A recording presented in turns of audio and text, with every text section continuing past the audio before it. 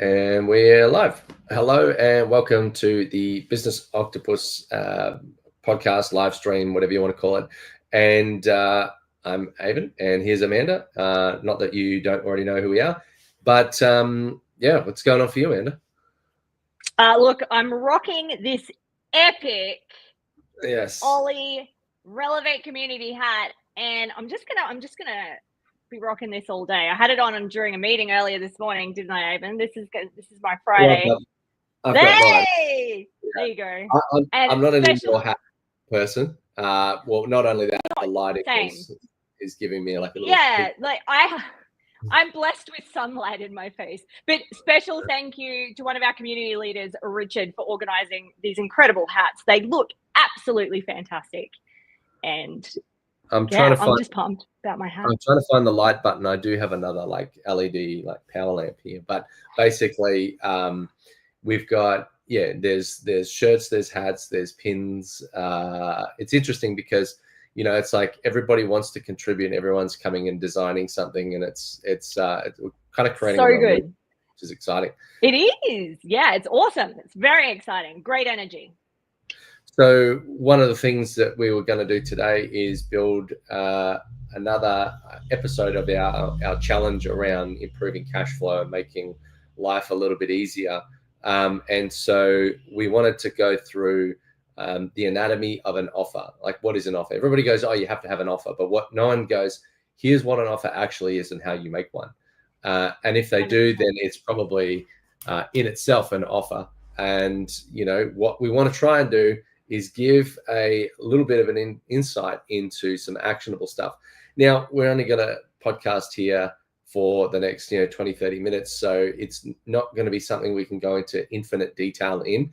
But we'll give you as much as we can, and hopefully you'll be able to take something away and turn it into something you can action right now in your business and reduce your risk of the end of year cash crunch, or if you have some kind of seasonality, or if you're just between clients and you want another big one or something like that, that you've got something that you can, start to make it easier to get the next one and the next one.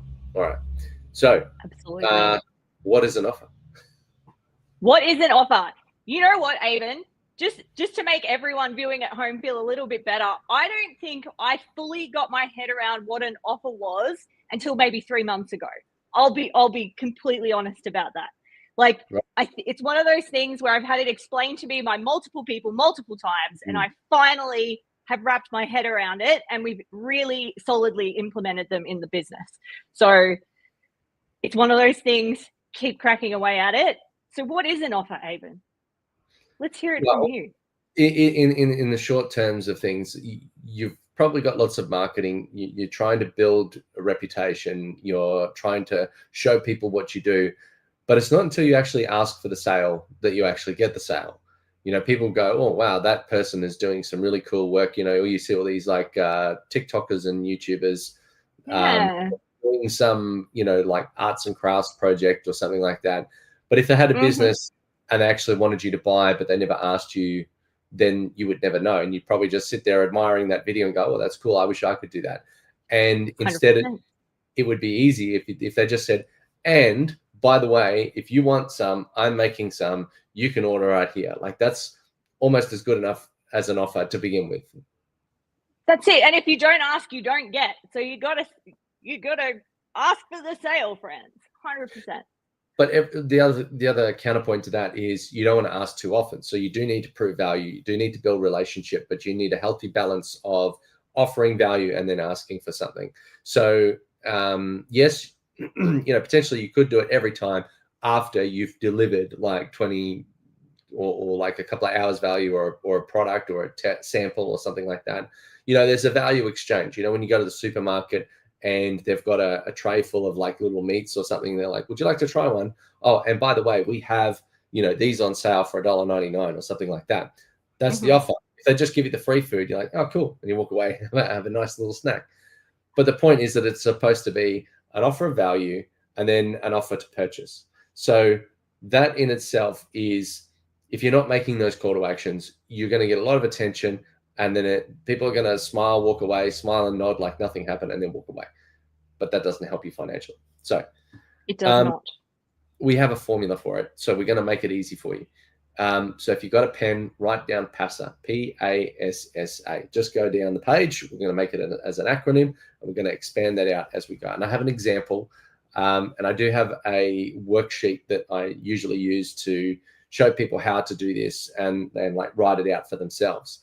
But so what we'll do is we'll go through the story that I usually use, which is the product, let's say, is a memory foam pillow. Right? So you want to try and sell this pillow, and instead of trying to just go, hey, you want to buy a pillow? You need to go and identify who it is, or get your ideal client to self-identify that they are the one that needs this product in their life. So, for example, you might say, sore neck, can't sleep, or something like that. So yes. Someone who's got a sore neck and they can't sleep might identify. That's me. Yeah, but you might have several iterations of that problem. So that might be one issue, and then another one might be got sweaty neck rash from your pillow. Like someone might go, I have that problem. Like my neck is itchy, or my neck is sore when I wake up in the morning. Then, if they're scrolling through the feed of 10,000 articles, the thing that's going to pop out to them is something that really speaks to a problem that they're feeling at that time. So that right. Maybe they can't get comfortable. Like there could be a list of problems that this pillow solves, right? Okay, I got you. Yeah, or and once you've called that problem out, and the thing is, you might have to come up with a number of problems, but then create an offer that hangs off each of those problems. But that's just the lead in. That's the hook, the thing that grabs you. So the next is the aggravation. So someone has seen, oh, that's a problem. I kind of identify with that. But then you really need to like kick the bruise or rub salt in the wound, or just make them really feel the pain of that issue, so that then at the end of that, they're going to want to solve it. So you say something like, all right, so you've got a sore neck. Your partner's frustrated because you're tossing and turning in the night. They can't sleep either. Now everyone in the house is crabby, and it's just, you feel drained, you feel tired. And that's kind of like you've really hammered into why that's a problem, and all the other things that happen as a result that maybe but you haven't really named, or you haven't really called out. So that's the aggravation piece, if I can say that word. Got it. The next one is the solution. So here's where a lot of people go wrong, is they start listing the features, like 10 megapixel camera, or it's got electrolytes, or, things like that, where it's just the wrong framing. What you need to do is talk about the benefits, not the features. So instead of saying it's got memory foam, you go, no more sore neck with a memory foam pillow. No more sweat rash with the cooling technology. No more whatever. So benefit first, then the feature. Then from that, you give a little bit more into the solution. So you've named the product at that point. You've said what the answer is to solve that problem. You've then need to give some form of social proof. Jerry hasn't been kicked in the ribs since he got this new pillow. Jerry. A little bit funny in that scenario, because we're telling a story about someone who can't sleep. They're disrupting their partner. So getting an elbow in the ribs is, like, oi, stop moving, I'm trying to sleep here. That scenario would happen. But because we've said it without saying it, you created a little element of humor. Now, you can do that sort of thing in numerous ways, but that's a great way to build rapport and connection. And then finally, give the action. All right, so the A. So PASA: problem, aggravation, solution, social proof, and then action. The action is the one thing you want them to do. Jump online and go to this website and buy the memory foam pillow. Use the coupon code for a 5% discount or something like that. But even that's too long. I would say just keep it simple. Click here to get yours now. Perfect. Don't give them 5 call to actions. Anyway, I have this mentally stored, and I do it a lot. Did you have anything to add to that? No, I think just if you didn't get them all down on your bit of paper, team. So it's problem, aggravation, solution, social proof. Is that right? And then action. Action. The call Yes. to action. Beautiful. So if you don't have that call to action, then you probably or even if you've got too many calls to action. So sometimes people go, you can call me here, you can text me there, you can email me here, here's my WhatsApp, here's my LinkedIn URL. That's too much. You just need to give them one action. If they've only got one action, they're more likely to go. It's like if you go to the supermarket and they have samples out, right? They did a study where they had one day they had like 50 jars of jam. And they only sold like I don't know, for argument's sake, $20 worth.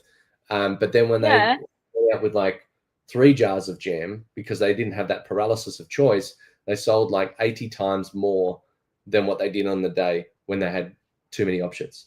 So make it easy for people. Exactly. So an offer could just be the fact that you've got a good, better, and best. You've developed a set fixed product for your service, which might be a very bespoke service, but 90% of clients fit in category A, B, or C. And you might be able to do a little bit of local customization for each, but you allow room for that. And you say, do you want the silver package, the gold package, or the bronze package, or wherever you fit in the middle of that? And by crafting the product, then you need to craft the offer, which is the copywriting, and get them to feel the pain and tell them why they need to solve that, and then give them the action. And then the outcome of that is being able to have something that's easily able to be conveyed quickly and be able to scale that. So you could train other people to sell that. You could put it into marketing systems to be able to be sold, and you can easily give that information to the client and they can read through it with themselves. So you don't have to be in every conversation ad nauseum for 3 hours trying to explain things. You can just go, here's a sheet that we've got on it, like a sales page, that has that formula on it, that has all the details of why they would want to buy it, the social proof, everything, what they need to do to buy it. And then you can go, do you have any questions? So you've provided the information and you're an extra layer on top of that, instead of you just being able to explain everything with your mouth. Exactly. And I think one thing I would like to add, Avon, your offer, the first offer that you put to market, or your first gold, silver, bronze, is not going to be the last one that you put to market. So get something out there. It doesn't need to be perfect. Done is better than perfect. You will continue to iterate. Avon, I know you've changed yours slightly over time as you learn, as you deliver. So please just get it out there instead of worrying about getting it perfect or getting it right.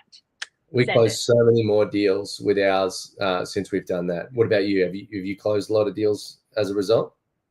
Yeah. So I think it shows people that you know what you're doing, because you're able to package this thing up. You've clearly done it before, and you know what works and what they need to get a particular outcome. So absolutely. And it lowers the risk because somebody else has gone through that process before and they've had seen success. That's where the social proof, like, all right, 50 other people have gone through our, patented process or whatever, our, trademark process, and they've got X result. And that's the social proof in and of itself.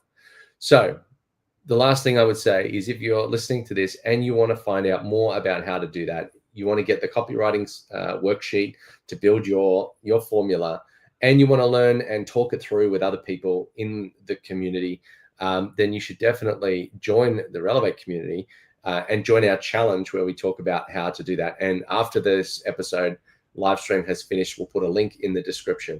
Now, if you were paying attention to this episode, you will note that what we did at the start is we introduced the idea. We then introduced the aggravation. So we initiated with the problem. We went through and aggravated why it's a problem and why you're not making the sales and the transactions that you were hoping to do. We gave you the solution and the example of why it's useful. Then we gave you a little bit of social proof where we talked about how it's working for us. And I know it's certainly helped with a lot of the clients that we've worked with. And we've also given you the action, which is joining at the link down below. So if you think, if you're not sure whether or not it works, like, for the most part, we try to offer value in this and try to make it not feel like it was a sales pitch. And realistically, it's not. What we want to do is we want to have good humans in our community. And we have a ban list. So if you're not the right person, unfortunately, you won't be allowed in. But ultimately, there are things that do improve. And you always say this, the community is like, come with me energy. It's not like, look at me, look how awesome we are, and look at the things that we're trying to sell. The community is there to support, and we've got a lot of resources that provide a lot of value. So anyway, that's enough about that. But we thought showing is better than telling, so we'd show you in the process. Yeah, absolutely. Well, nailed it. Did you have anything else to add before we go, other than staying classy? Damn it, I was going to steal your line.